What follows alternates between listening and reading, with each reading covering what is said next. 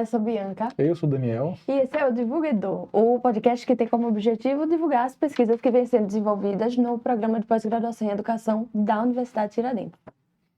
E hoje nós temos um convidado especial. Mais que especial. Vou apresentá-lo aqui. Ele é doutor em Educação pelo PPD Universidade Tiradentes Unite, mestre em Educação também aqui pelo PPD, pós-graduado em Docência e Tutoria em AD e Gestão de Marketing com graduação em Publicidade e Propaganda pela Universidade Tiradentes. É professor do curso de Comunicação Social e Administração e do Programa de Pós-Graduação em Educação da Universidade Tiradentes.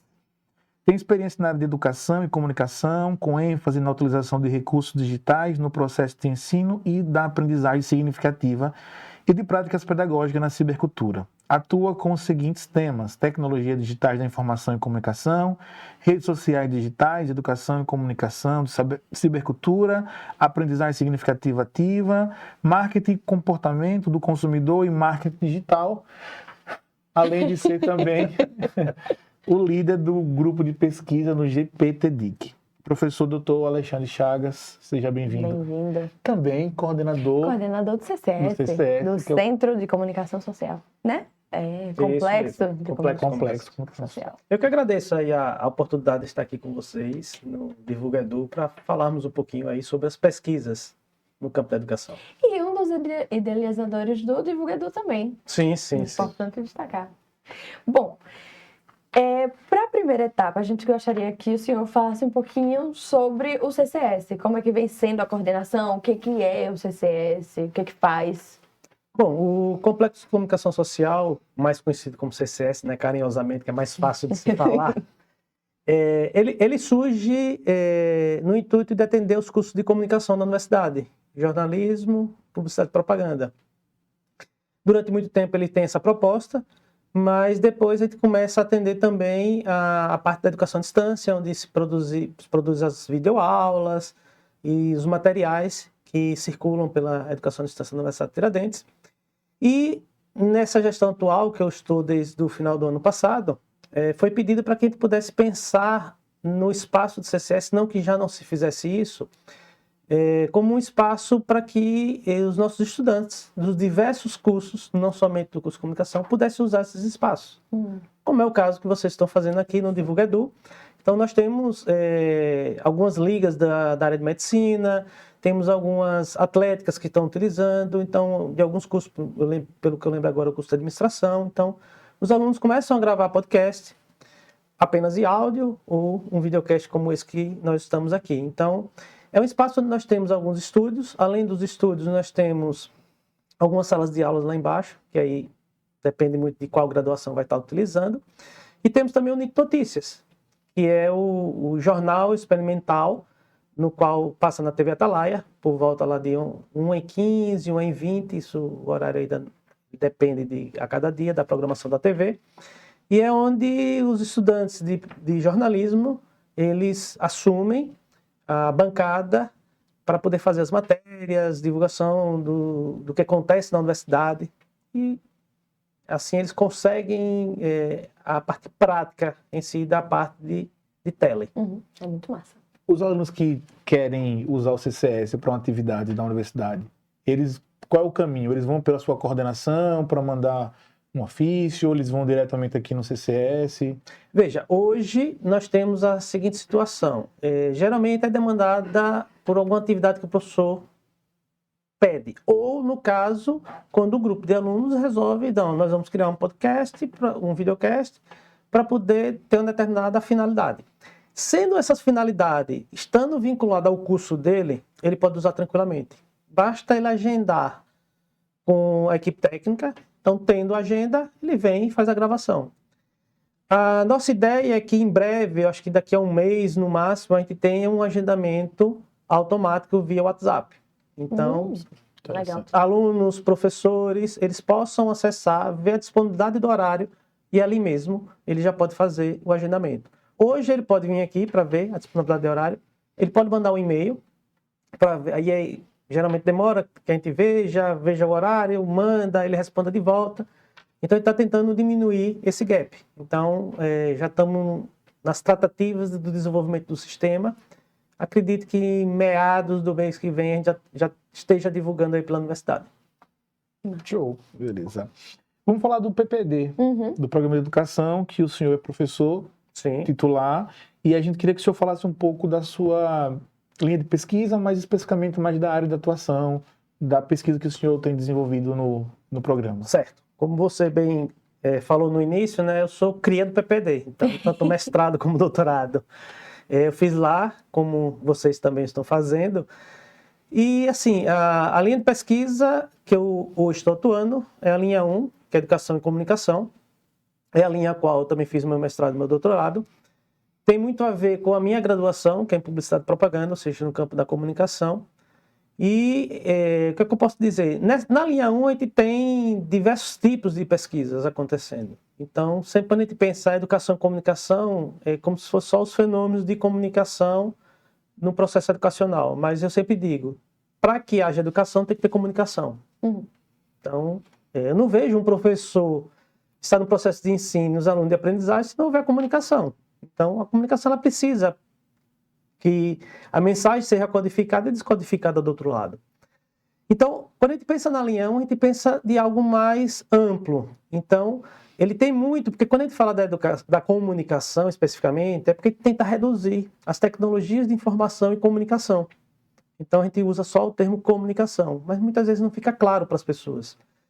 E aí, falando um pouco da linha da pesquisa em si que eu trabalho, que é, como a gente chama geralmente, a pesquisa, o projeto de pesquisa guarda-chuva, eu acho que abre um parênteses aqui para a gente explicar um pouquinho o que é, para quem não tem o conhecimento.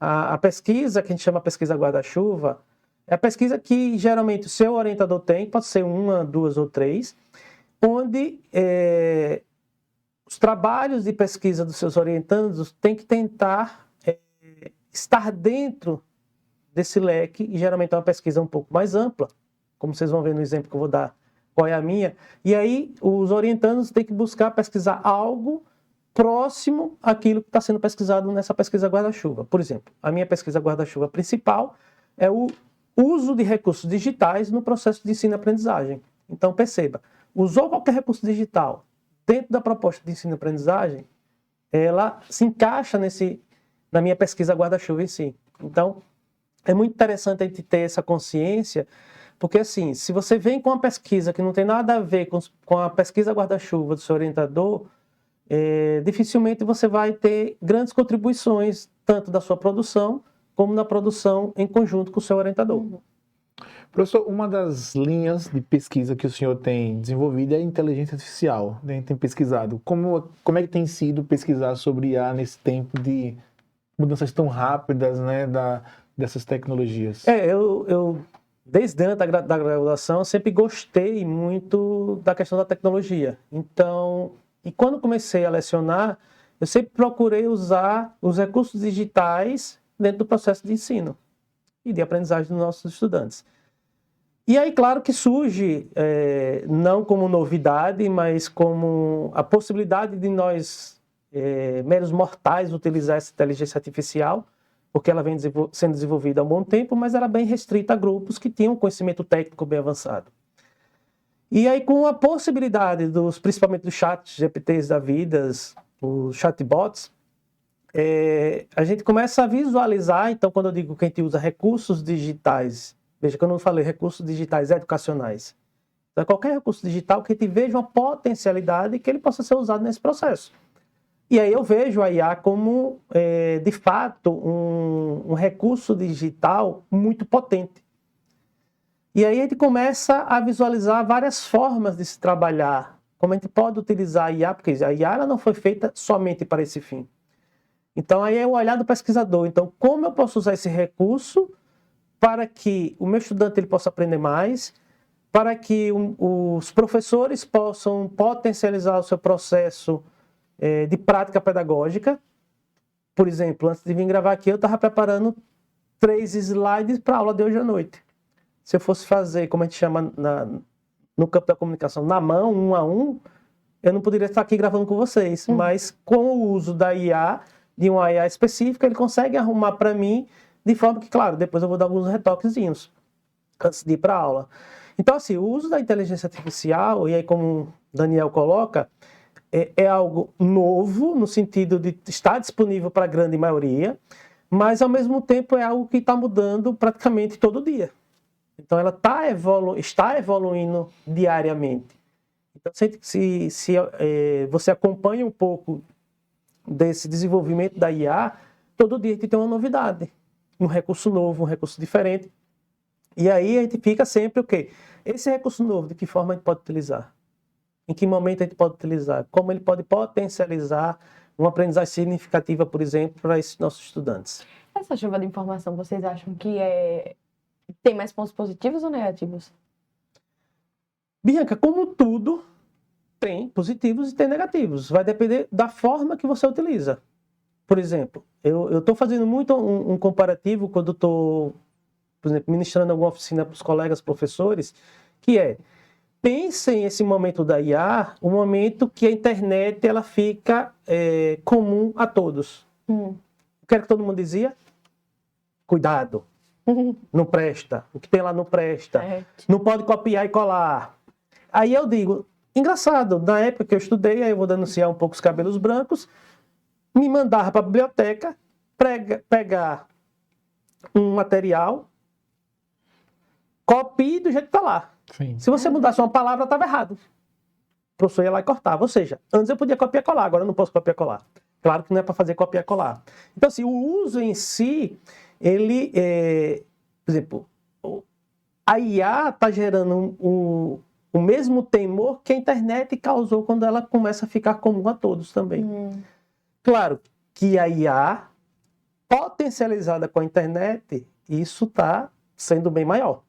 Então, a possibilidade de mais pessoas terem acesso à IA hoje é muito maior porque a gente já tem acesso à internet. Estou dizendo todo mundo, mas grande parte sim. E eu lembro na época da internet, por exemplo, quando a internet chega mais ou menos aqui comercialmente em Aracaju, lá para o meado de 98, poucas pessoas tinham condição ou conhecimento para estar adquirindo isso. Então, era mais restrito. Hoje, a IA ela chega muito mais rápido. Então, assim, o benefício ou malefício depende do uso. Então, se eu uso apenas para que ela gere, eu copio e colo, eu estou fazendo a mesma coisa que eu fazia no início da internet e a mesma coisa que aquela professora me mandou fazer ao copiar um material que alguém produziu. Então, assim, agora, se eu conheço a potencialidade, se eu trabalho de forma ética, aí sim, eu vou ver como é que eu posso usar esse recurso para aprender. Como é que eu posso usar esse recurso para, como o exemplo que eu dei, preparar um material? Me ajudar. Eu não tenho muito conhecimento em criar slides. Tem IA que vai criar os slides. Você bota o seu conteúdo lá, ela só vai arrumar. Então, assim, eu precisaria contratar um designer para fazer isso? Nenhum professor nunca fez isso na história da humanidade. A não ser que ele ganhe dinheiro com isso, palestrando e tudo mais. Mas professor normal que está em sala de aula, não. Ele ia lá fazer e geralmente botava lá uma fonte azul no fundo vermelho. E aí, por quê? Porque ele não tem um conhecimento técnico. Então, você vai ter hoje um recurso que lhe ajuda nessa prática docente, onde ele vai equacionar o tempo dele. Então, em vez de ele passar 1 hora lá preparando um slide, ele passe 5 minutos com a IA e o resto do tempo ele está preparando um outro material bem mais robusto e adequado à necessidade dele na sala de aula. Então vai depender muito da prática do professor, né? Professor, sim. Então a importância da formação desse professor. De conhecer o que é que aqueles recursos de IA possibilitam. E você acha que os professores estão prontos? Não, ninguém está pronto. Como eu disse, a IA está se desenvolvendo. Então, de vez em quando, chegam para mim, Chagas, como é que faz isso? Eu digo, vamos ver. Eu não fiz ainda, eu não tive a necessidade de fazer. Fiz uma outra coisa e a partir daquilo, né? Não, normal. Então, assim, né? Não dá tempo de você já ter testado tudo e feito tudo, até mesmo pela necessidade. Então, tem coisas que eu tenho necessidade naquele momento, então eu vou testar. E aí, eu sempre digo o seguinte, se a gente vai usar a tecnologia, ela tem que ser para ajudar.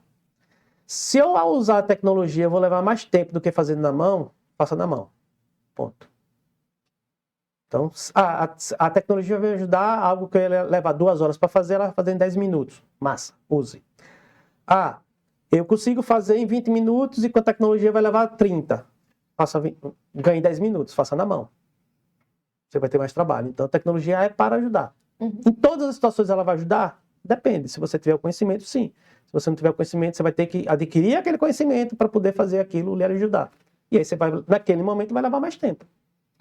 Tem muita coisa, né? Porque quem não sabe, Alexandre é meu orientador de doutorado, também foi no mestrado, e às vezes eu mando para ele, assim, um recurso, né? Já testou? Aí ele, às vezes ele fala assim, já? É assim, ou então assim, não, tá na minha lista. É. Aí eu vou olhar a minha lista É também. quase uma lista de filmes, né? É imensa. Os favoritos lá. Aí às vezes eu vou olhar a minha lista também. Eu falo, ó, se chegar primeiro na dele, eu pergunto, né? Se chegar primeiro na minha, eu digo, porque realmente são... Não, Muita coisa. assim, não dá para acompanhar. Depois que a IA ela ficou, como eu digo, mais comercial no sentido de que as pessoas podem pagar por determinadas IAs, a quantidade de recursos que é lançado diariamente é imenso. Então você pega lá, IA que trabalha com imagem. Existem várias. Eu digo o seguinte, teste uma, gostou daquela, fique ali. Até que você conheça outra que faz ou que você tem uma necessidade que aquela não atende, você vai buscar em outra, que possa de repente estar fazendo. Então assim, é difícil dizer assim, você conhece todas, seus... Não dá. Então, como o Daniel citou assim, se você pegar lá meus favoritos da pastinha de IA, tem várias subpastas temáticas para pesquisa. Tem N recursos de IA para pesquisa que alguns eu testei, mas eu sei que eles já mudaram muito. Então, se eu for usar hoje, tem muita coisa diferente que eles já implementaram que eu não vi quando eu testei a primeira vez. E que na primeira vez, para mim, não foi tão interessante. Então, o que eu digo é, teste, acha aquele que lhe atende para aquela necessidade e fica ali. Não fique... Senão, volta àquilo que eu estava dizendo. Senão, você vai levar muito tempo para achar o recurso e se você tivesse feito, você já tinha terminado. Sim. Eu até lembro quando eu cheguei para o professor Alexandre com a proposta de trabalhar com IA, né? Eu falei, isso aqui, mas eu tô com medo de chegar no final do doutorado e já não fazer mais sentido esse recurso aqui, né? Justamente por causa dessa mudança. Professor Alexandre, também o senhor é líder do grupo de pesquisa do GPTEDIC. Queria que o senhor falasse um pouquinho desse grupo, como é que ele surgiu, o que é que tem feito. Certo, vamos lá. A ideia dos grupos de pesquisas dentro do campo da pesquisa da pós-graduação é uma forma de aglutinar as pesquisas, inicialmente do próprio líder, que é geralmente o orientador do grupo, o orientador dos membros do grupo, sobre determinadas temáticas. Então, assim, a gente pode dizer assim, um grupo de pesquisa ele pode ter algumas linhas de pesquisas.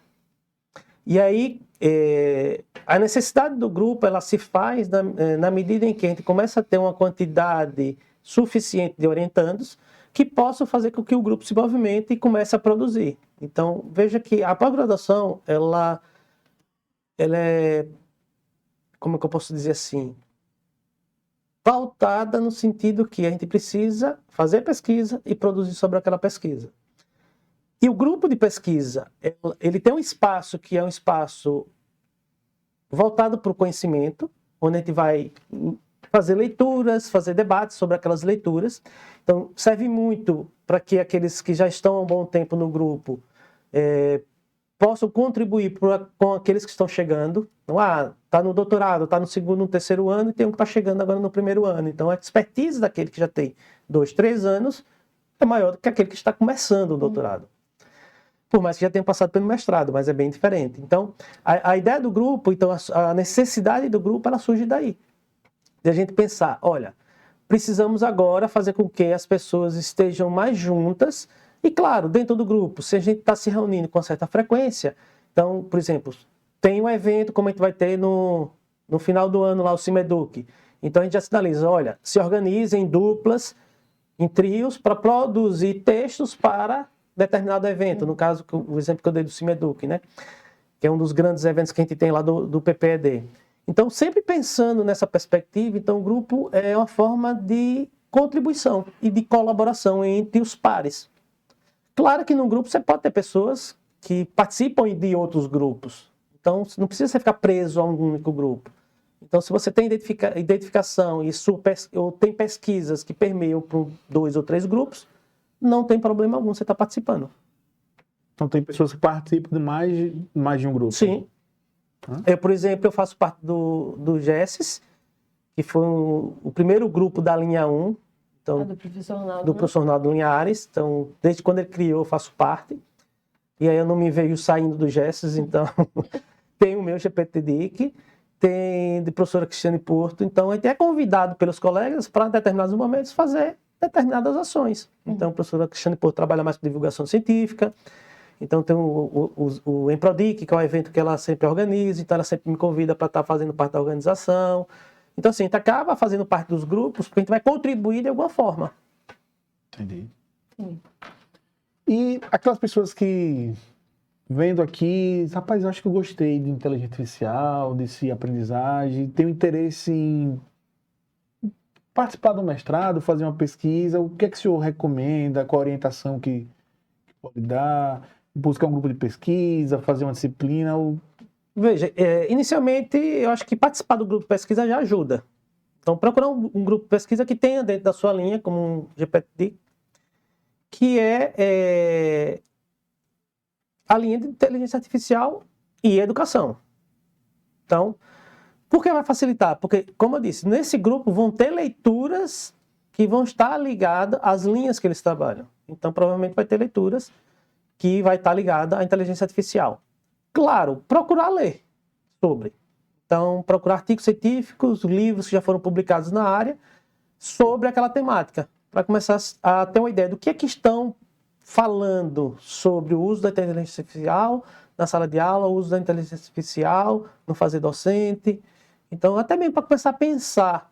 E outra vantagem do grupo de pesquisa é, por exemplo, eu estou querendo fazer um mestrado, por exemplo, e eu começo a participar do grupo de pesquisa, eu vou o quê? Ver e ouvir sobre as pesquisas dos colegas que já lá estão. Que já estão, justamente, já dentro do guarda-chuva do professor, que já estão no mestrado, que já estão no doutorado. E aí, é como eu disse, você faz network. Então, você faz amizade, conversa, tira dúvidas, pede sugestão. Então, assim, o grupo de pesquisa ele acaba sendo um aglutinador para facilitar uma forma de entrar. Aí também diz o quê? Fazer uma disciplina que a gente chama de disciplinas isoladas ajuda. Ajuda a conhecer o professor, que pode vir a ser seu orientador, ajuda a conhecer a mecânica de como é que funciona a pós-graduação. Então, muitas vezes a gente vem com um olhar e aí faz uma disciplina. Não é bem isso que eu quero. Ou, não, é isso mesmo que eu quero. Então, escolher uma disciplina que possa contribuir com esse olhar de você conhecer mais. Claro, é uma forma de, por exemplo, eu dizer para o professor que está lecionando a disciplina, olha, eu estou aqui. Agora, vá e mostre interesse. Porque você vai, não cumpre prazo, nem nada, o professor dizer, olha, isso aí eu já não quero orientar porque não tem compromisso com a pesquisa. Mas se você vai, demonstra interesse, chega junto do professor, pede indicação de leituras, professor, eu tenho interesse em falar sobre inteligência artificial na educação, certeza que ele tem domínio daquela área e vai estar lhe sugerindo algumas leituras para que você possa ampliar aí, de repente, a sua percepção sobre aquela temática que você, porventura, venha trabalhar. Sem contar que participar do grupo de pesquisa também tem pontozinho lá no Barema, né? Para Sim. do mestrado. Pelo menos um ano. E quem sentir interesse, onde é que procura o GPTDIC? Tem no site da Unip? Temos no site do programa, então todos os grupos de pesquisa estão lá listados, no site do PPD. Tem no Instagram, então basta procurar GPTDIC, você vai achar lá e entrar em contato. Quero participar, manda uma mensagem, a gente vai estar lá respondendo, dizer quais são os dias que a gente está geralmente fazendo as nossas reuniões. Podem ocorrer reuniões presenciais, reuniões remotas. Por exemplo, lá no grupo nós temos duas participantes, uma que está no Rio Grande do Norte e outra que participa de Recife.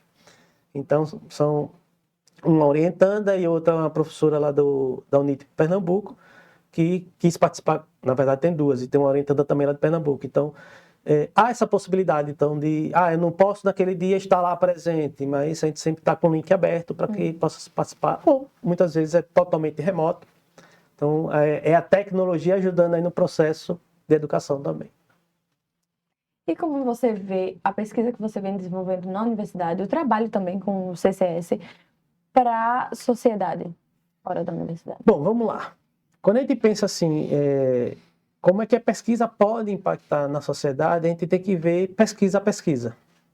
Então, quando a gente faz, de repente, uma pesquisa no qual o professor ele vai impactar um grupo de alunos, ou que o professor ele vai impactar um grupo de colegas, vai, por exemplo, levar a prática do podcast no fazer docente. Então, onde ele vai ministrar uma oficina, uma formação com os colegas, explicando o que é um podcast, como que ele tem que fazer um roteiro, o que é que geralmente o roteiro tem, que aplicativos utilizar para gravar, onde publicar.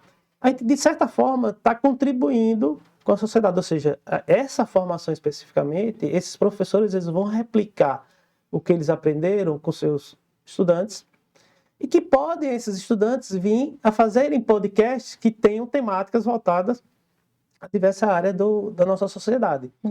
Então, assim, qualquer pesquisa que eu chamo mais prática, onde a gente vai para o campo, onde a gente vai estar agindo e atuando, ela vai ter um impacto direto ou indiretamente na sociedade.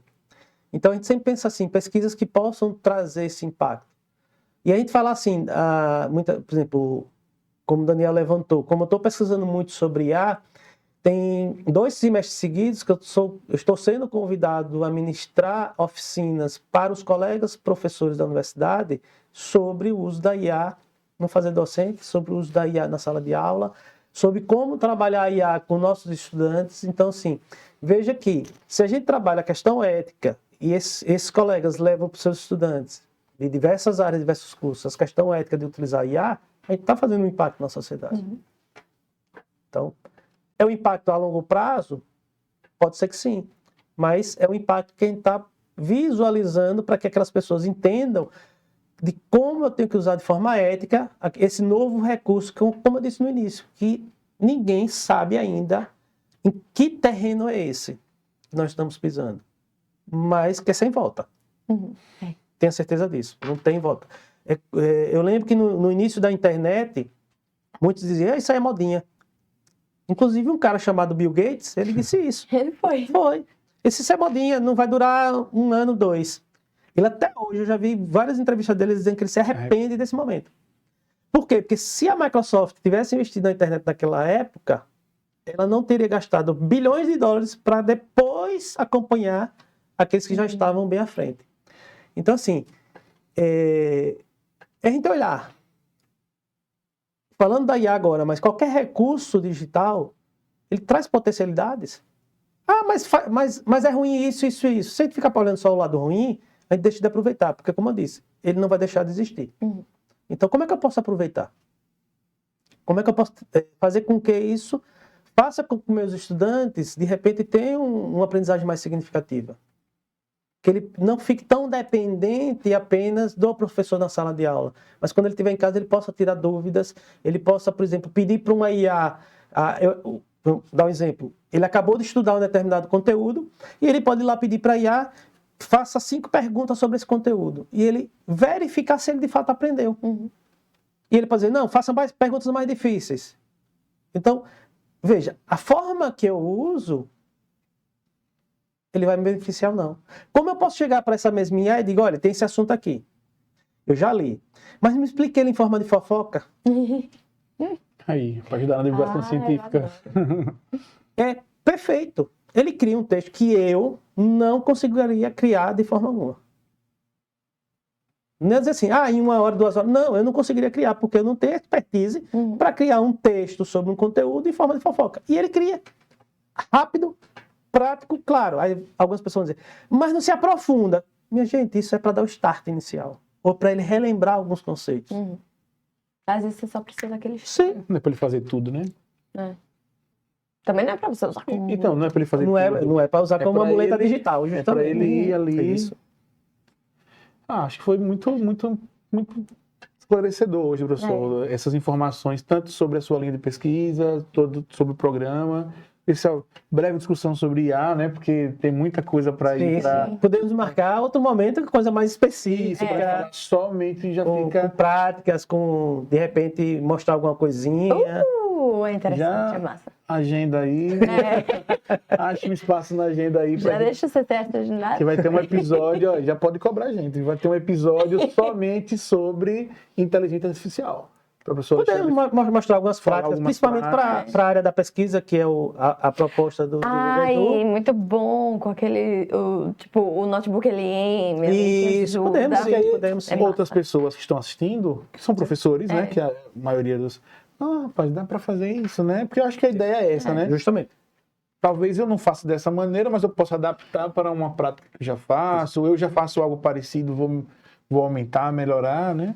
Isso, socializar as práticas ajuda muito nisso. Porque assim, eu olho para um recurso, eu posso ter um olhar diante das práticas que eu já faço. Só, ele dá para usar assim. Mas aí você tem uma outra prática que você olha e diz, eu vou fazer de outra forma.